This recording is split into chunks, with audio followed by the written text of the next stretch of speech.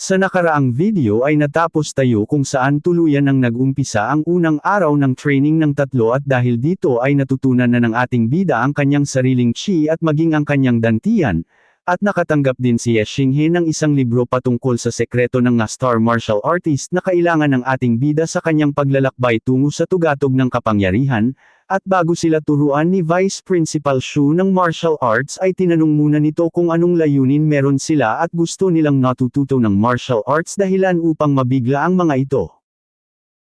Unang sumagot sa katanungan ni Vice Principal Shu ang patay gutom na si Liang Yu kung saan mayabang nitong tinatanong si Vice Principal Shu kung kailangan pa ba ng isa pang dahilan upang matuto ng martial arts habang nagmumukha itong magnanakaw ng panty ng kapitbahay.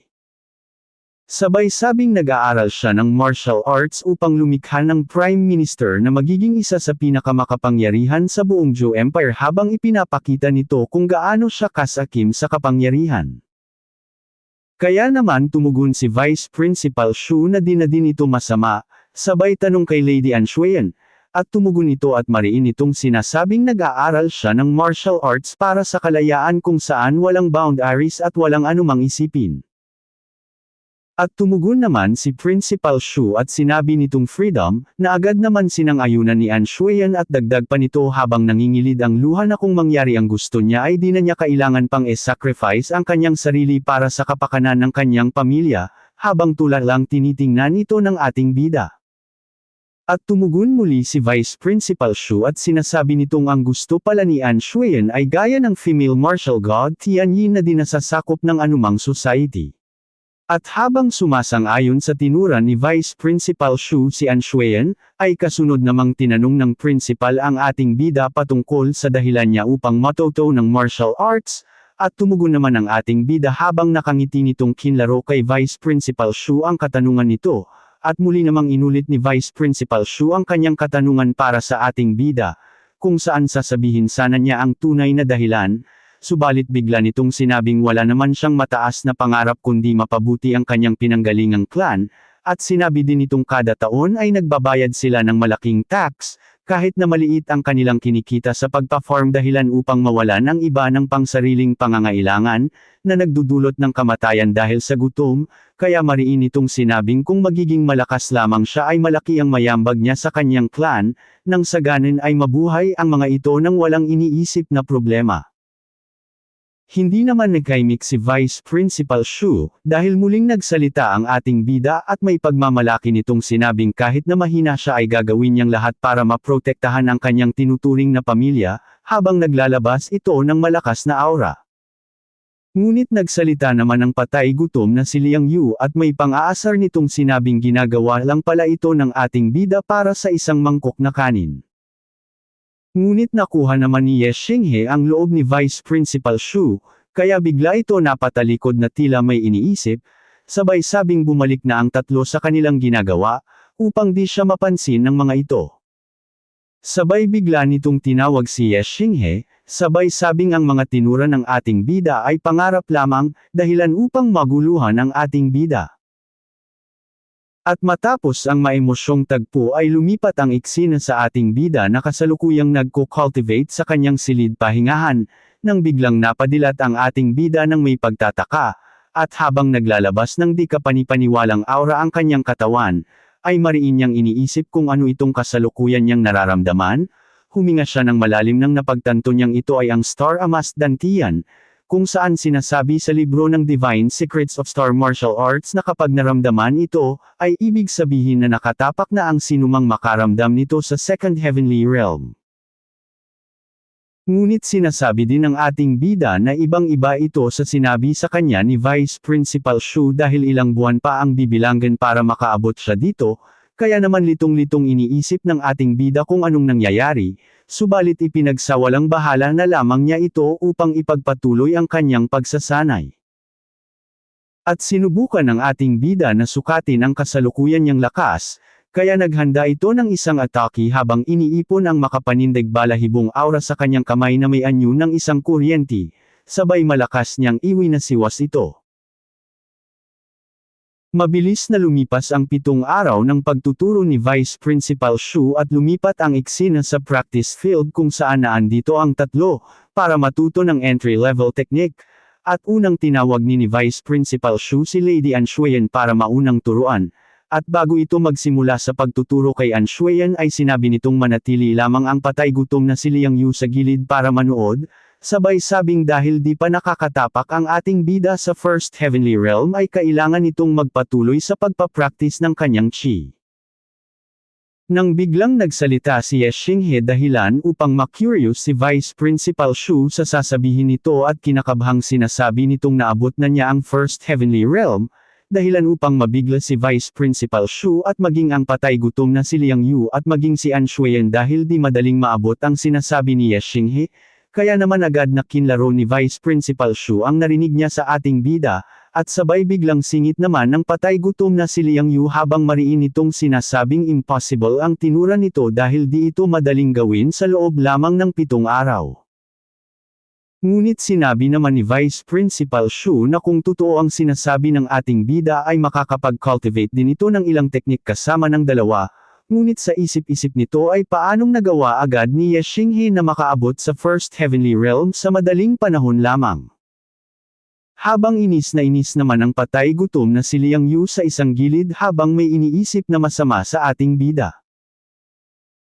Sinaman mapigil ang mapatingin ni Anshuyan sa ating bida at hangang-hanga ito dito dahil sa nagawa ni Ye Xinghe, at habang magkakatabi ang tatlo ay napansin bigla ng ating bida ang pagtitig sa kanya ni Lady Anshuyan, kaya naman agad itong nagtanong kung may mali ba sa mukha ng ating bida, dahilan upang mahiya si Anshuyan habang sinasabing wala lang iyon at wag nang intindihin. At pinasimulan na nga ni Vice Principal Shu ang trang, kung saan itinuro na sa di kalayuan ang 3 stakes at sinabi nito magsipili sila ng isa at tumapat dito, at mabilis namang sumunod ang 3. Sabay sinabi ni Vice Principal Shu na sundin lamang ang kanyang mga instruction, sabay sabing magpuko sa kani-kanilang dantian, at ilagay ito sa kanilang kamay, at sa oras na maramdaman na nila ang kanilang chi dito ay agad na magbigay ng mabilis na pag-atake. Mabilis naman itong ginawa ni Lady Anshuyan at nang patay gutom na si Liang Yu, kung saan nagkaroon ng isang malakas na pagsabog, at mariin namang inintay ng dalawa ang resulta ng kanilang ginawa pag-atake, kung saan nagkaroon ang 2 stakes ng kaunting butas. Habang sinasabi naman ni Vice Principal Shu na di na ito masama, at di sila pwedeng maliitin para sa isang fire martial artist. At habang iniisip nito kung ano naman ang magagawa ng isang star martial artist na tulad ni Ye Xinghe sa isa pang stakes, ay nabigla ito nang makitang wala man lang kahit kunting damage ang stakes na para kay Ye Xinghe. At habang di umiimik ang ating bida ay sinabi ni Vice Principal Shu na kung di pa ng ating bida na aabot ang First Heavenly Realm ay di man lang nito magagalusan ang stakes sa kanyang harapan sabay tanong kung anong problema ni Ye Xinghe. At bigla namang napangiti ang patay gutom na si Liang Yu na animoy magnanakaw ng panty ng kapitbahay, sabay bigla na lamang itong humagalpak ng tawa habang sinasabing mukhang nagsisinungaling talaga ang ating bida sa pagsasabing nitong naabot na nito ang First Heavenly Realm, sa pag-aakalang di man lang nagalusan ni Ye Xinghe ang stake sa kanyang harapan. Kaya naman maging si Vice Principal Shu ay napatanong din sa ating bida kung naabot na ba talaga nito ang First Heavenly Realm o hindi, at agad namang tumugon ang patay gutom na si Liang Yu sa pagsasabing impossible ito para sa katulad ng ating bida. Kaya naman nagsalita na din ang ating bida at kalmado niyang sinabing hindi ito gaya ng sinasabi ni Liang Yu sa kanya at nais muna niyang pakinggan ni Vice Principal Shu. Kaya naman nang gagalaiting sinabi ng patay gutom na si Liang Yu na wag na itong magpalusot pa sa kanilang master, dahilan upang mariin itong patahimikin ni Vice Principal Shu, at agad naman itong sumunod habang naiinis. At sinabi na ni Vice Principal Shu na pwede nang nagsalita ang ating bida sa totoong nangyari, at agad namang tinura ng ating bida na di niya alam kung pwede ba niyang itanong ito sa kanilang master habang nahihiyang nakangiti. At muli nang nagsalita ang ating bida kung saan sinasabi nitong di biro ang stake sa kanyang harapan kaya nagdadalawang isip siyang umatake dahil baka pagbayarin siya dito kung masira niya ito, kaya naman naguluhang nabanggit ni Principal Shu ang salitang pagbabayaran. At agad naman sinabi ng ating bida na ang clan ni Xinghe ay mahirap lamang at walang kakayahang magbayad sa magiging damage nito. At habang nakangiti ang ating bida ay sinabi naman ni Vice Principal Shu na wala siyang babayaran Mara dito, at dahil sa kakulaitan ng ating bida ay muli niyang kinlaro kung totoo bang di siya magbabayad para sa damage nito, kaya naman naiinis nang sumagot ang kanilang master na si Principal Shu at mariin itong kinlaro na wala talagang babayaran ang ating bida para sa pinsala, habang nagpipigil naman ng tawa si An Shuyan sa kamangmangan ng ating bida. At pareho itong napansin ni Xinghe at ni Vice Principal Shu dahilan para manigas sa tayo si An Shuyan at lalo pa nang titigan siya ng dalawa.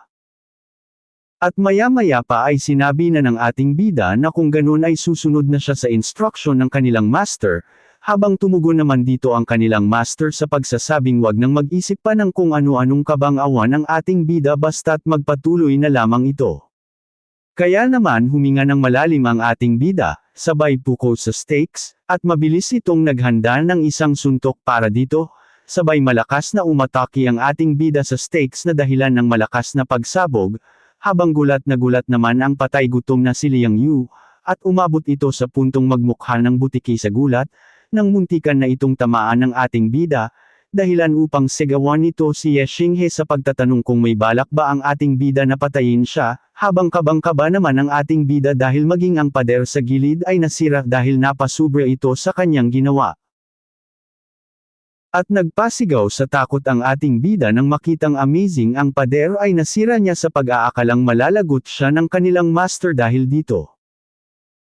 Habang patuloy paring nagsasalita ang mukhang butiking si Liang Yu sa ating bida, habang ang ating bida naman ay di na alam ang gagawin sa pag-iisip na di niya kayang bayaran ang pinsala dulot ng kanyang malakas na pag-atake. At seryoso namang nagsalita si Vice Principal Shu habang nakatingin sa ating bida, at sinasabi nitong di lang nasira ni Xinghe ang stakes kundi maging ang pader, kaya naman maluha-luhang tumingin dito ang ating bida habang iniisip na malalagot na siya ngayon. Seryosong iniisip ni Vice Principal Shu na ang ipinakitang lakas ng ating bida ay katumbas na ng Second Heavenly Realm, habang ang ating bida naman ay kasalukuyan pading nakatingin sa pader na nasira niya habang sa isip-isip niya ay di naman niya sinasadya. Maya-maya pa ay malakas na tinawag ang ating bida ng kanilang master dahilan upang mabigla itong napasagot, at kinakabahan itong sinabing di niya intensyong masira ito, kaya naman inalis na ni Vice Principal Shu ang pag-aalala ng ating bida sa pagsasabing okay lang ito at wag na ni Xinghe pang isipin ito. Kaya naman biglang sumaya ang ating bida at may galit itong nagpasalamat dito, habang gulat naman ang patay gutom na si Liang Yu. At habang nanggagalaiting nakatingin ang patay gutom na si Liang Yu sa ating bida, ay bigla na lamang nagsalita si An Shuyan at sinasabi nitong mukhang higit ng mas malakas sa kanila ang ating bida. Kaya naman di ito makapayag sa katutuhang kanyang nasaksihan dahilan upang di nito sang-ayunan ang tinura ni An Shuyan, kaya naman mariing tinanong ni An Shuyan ang patay gutom na si Liang Yu na kung di pa daw ba obvious, ang naging pinsala ng stakes dulot ng taking ginawa ng ating bida, dagdag pa nito na maging ang pader ay naapektuhan nito sa lakas. Mariin din sinabi ni An Shuyan na bagamat mas lamang sila sa cultivation level sa ating bida ay lamang naman ito sa kanila ng bilis, dagdag pa nito na ganito ang lakas ng isang cultivator na may kakayahang masense ang 6 na raw spirit crystal. At dahil sa mga nasaksihan at sinabing katotohanan ni An Shuyan ay nanggagalaiti itong pinatigil ng patay gutom na si Liang Yu sa pagsasabing wag ikumpara sa kanya ang ating bida na isa lamang hamak na alipin, dagdag pa nito na may mali lamang sa stakes na inatake ng ating bida, dahilan upang di maka-emik si An Shuyan, at dagdag pa ng patay gutom na si Liang Yu na yun ang katotohanan, na isa lamang hamak na star martial artist ang ating bida kaya useless ang kakayahan nitong masense ang 6 na raw spirit crystal. Kaya naman tumalikod na si An Shuyan habang sinasabing masyadong delusional ang patay gutom na si Liang Yu, habang si Liang Yu naman ay nanggagalaiting pinapaniwala ang sariling impossible talaga na magawa ito ng ating bida kahit na harap-harapan niya itong nasaksihan. Lumapit naman si Vice Principal Shu sa ating bida at mariin niyang kinaklaro dito kung alam ba ng ating bida ang mangyayari sa una palang kaya di agad ito kumilos bagkus ay humingi muna ito ng pahintulot sa kanya. Kaya naman kinakabhang ikinwento ni Ye Xinghe ang nangyari nung isang gabi, kung saan masinsinan siyang nagte-training sa kanyang room, nang biglang nagulat ito nang di na sinasadyang masira ang kanyang sariling kwarto, kaya naman kinlaro ni Vice Principal Shu kung yun ba talaga ang nangyari, at tumugon naman ang ating bida habang kinakabhan na di siya nagsisinungaling at di din talaga niya alam na ganun ang mangyayari sa una pa lang. Kaya naman tinawag na nito si An Shuyan at Liang Yu, at mariin niyang sinabi sa dalawa na sundin lamang ang kanyang mga tinuro at mag-training ng mabuti habang gagabayan niya mismo ang ating bida dahil di kapanipaniwala ang bilis ng paglakas nito, at upang di magkaroon ng malaking problema pagdating ng panahon, kaya naman nang gagalaiti pading tinatanong ng patay gutom na si Liang Yu kung paano ito posible. Lumipat ang eksena sa ating bida kung saan patuloy itong ginagabayan ni Vice Principal Shu at may sensinang binibigyan ng mga instruction sa pag-aaral ng chi nito, at manghang-mangha ito nang mabilis na matutunan ng ating bida ang kanyang mga tinuturo. Maya-maya pa ay muling naramdaman ng ating bida na umangat na naman ang kanyang lakas dahilan upang maramdaman niyang punong-puno ng enerhiya ang buo niyang katawan, at dagdag pa nito habang nagsasanay na lalo din siyang bumilis. Kaya naman masaya niyang tinawag ang kanyang master upang ipagmaigi dito ang kanyang tagumpay, habang di naman makapaniwala dito si Vice Principal Shu sa kadahilan ng kalahating oras pa lamang nitong tinuturuan ng ating bida. Ipinapakita sa eksena ang buong Heavenly Ancestral City kung saan matatagpuan ang Heavenly Star Academy, na kasalukuyang nandoon ang ating bida at time itong nagko-cultivate. At sa di inaasahang pagkakataon ay nagawa ng ating bidang masira ang barrier na humahadlang sa kanya para makapasok sa kanyang Divine Sea of Consciousness. At nang magsimula ng pumasok ang ating bida sa di inaasahang pagkakataon ay dalawang ancient star na kasalukuyang nagsasalpukan. Dahilan upang magtaka dito ang ating bida habang iniisip kung anong ibig sabihin ng mga ito. Naalala ng ating bida na ayon sa Divine Secrets of Star Martial Artist Book ay sa oras na makaramdam ang isang Star Martial Artist ang ganito, ibig sabihin lang ay nakaabot na ito sa Third Heavenly Realm, dahilan upang magtakang lalo si Ye Xinghe sa kadahilanang sinabi sa kanya ng kanyang master na aabutin siya ng 2 o 3 taon bago maabot ito. At lalo pa siyang naguluhan nang bigla na lang sumulpat ang isang ancient tombstone sa kanyang Divine Sea of Consciousness, at laking tanong niya sa sarili kung anong connection nito sa kanya, at anong mayambag nito sa lakas ng ating bida. At habang ang ating bida ay gulong-gulo sa kanyang mga nasaksihan, ay sa di inaasahang pagkakataon ay bigla na lang may kumatok sa pintuan ng kanyang kwarto, at ito ay walang iba kundi si An Shuyan, at nang mapansin ito ni Ye Xinghe, ay kinakabhan itong mabilis na tumungo dito para makita kung sinong kumakatok sa kanyang pintuan, at nang makalabas na siya ay nakita niya si An Shuyan kung saan nagtatakang tinatanong ito ng ating bida.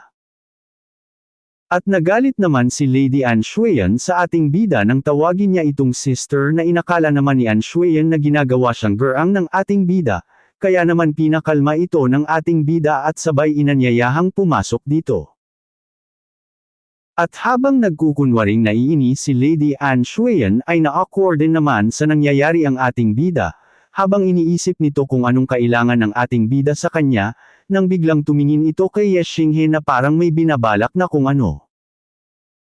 Napansin naman ito ng ating bida kaya naman nakangiti niyang tinanong si An Shuyan kung anong problema, nang biglang umatake ng mabilisan si Lady An Shuyan sa ating bida di malamang dahilan habang sinasabi nito sa ating bida na maghanda. Matagumpay namang na-block ng ating bida ang atake nito dahil sa kanyang reflexes. At sabay sabi ni Lady An Shuyan na magaling ang ginawa ng ating bida, habang ang ating bida naman ay kabang-kabang sinabing napaka-panganib ng ginawang atake nito. Sabay sinabi pa ng ating bida kay Lady An Shuyan na ang isang sneak attack ay lubhang mapanganib, kaya naman sumagot dito si Lady An Shuyan kung saan sinasabi niyang nandito siya para subukan ang bago niyang lakas kasama ng ating bida. Kaya naman nagmumukhang batang tinanong ng ating bida kung balak lang ba ni Lady An Shuyan na i-bully siya dahil alam naman nilang mas mataas ang cultivation level nito sa kanya. Ngunit sinabi lang ni Lady An Shuyan na wag niyang marami pang Saturday sabay umatake ito muli ng isa pang malakas na sipa patungo sa ating bida, At sa pagkakataong ito gumamit na si Lady Anne Shuyen ng kanyang aura sa anyo ng isang apoy, dahilan upang lalong kabhan dito ang ating bida habang mabilis na dumidipinsa sa mga pag-atake sa kanya. Nagpatuloy ang pag-atake sa kanya ni Lady Anne Shuyen habang ang ating bida naman ay walang ginagawa kundi umilag lamang at dumipinsa dito, dahilan upang bahagyang natigilan si Lady Anne Shuyen, habang seryosong nakatingin sa ating bida, habang ang ating bida naman ay naghahanda para sa muling pag-atake ni Anne Shuyen sa kanya. Abangan sa susunod nating video ang mga kaganapan kung saan napilitan na ang ating bida na magbalik ng mga pag-atake kay Lady Anne Shuyen, upang ipakita din dito ang ilang niyang kakayahan, kaya naman nagpatuloy ang dalawa sa kanilang mainit na labanan, hanggang sa mahawakan ni Lady Anne Shuyen ang kamay ng ating bida, at malakas na nagbigay ng isang shoulder blow dito, at sa di inaasahang pagkakataon ay nahawakan ng ating bida ang kalangitan mula kay Lady Anne Shuyen, dahilan upang magalit dito si Lady Anne Shuyen, habang tuwang-tuwa naman ang ating bida. Kung gusto mong magpatuloy sa ating kwento ay inaanyayahan kitang pindutin ang subscribe button pati na rin ang bell icon nang sa ganan ay mauna ka sa tuwing may bago tayong upload. Paki-like muna din ang ating video at mag-iwan ka na din ng ilang komento para sa ating susunod na episode.